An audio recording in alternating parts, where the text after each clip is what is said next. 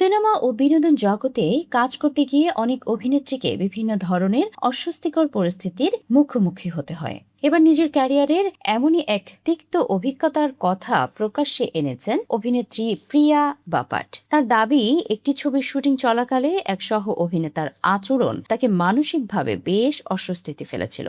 মারাঠি ও হিন্দি চলচ্চিত্রের পাশাপাশি ওটিটি প্ল্যাটফর্মেও পরিচিত মুখ প্রিয়া বাপাট কাক স্পর্শ, city of dreams, happy journey এবং রাত জওয়ান হ্যায় এর মতো কাজের মাধ্যমে দর্শক ও সমালোচকদের প্রশংসা অর্জন করেছেন তিনি।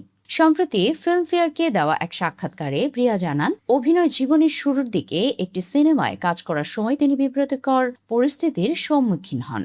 ছবিটিতে একটি চুম্বনের দৃশ্য ছিল, যা নিয়ে শুরু থেকেই তার কিছু প্রশ্ন ও সংশয় ছিল। তিনি বারবার পরিচালকের কাছে জানতে চেয়েছিলেন, দৃশ্যটি গল্পের প্রয়োজনেই রাখা হয়েছে নাকি অপ্রয়োজনীয়ভাবে যোগ করা হয়েছে। অভিনেত্রীর ভাষ্য অনুযায়ী তার আপত্তি চুম্বন দৃশ্যে অভিনয় করা নিয়ে ছিল না, বরং তিনি নিশ্চিত হতে চেয়েছিলেন যে দৃশ্যটি গল্পের সঙ্গে যথাযথভাবে সামঞ্জস্যপূর্ণ কিনা।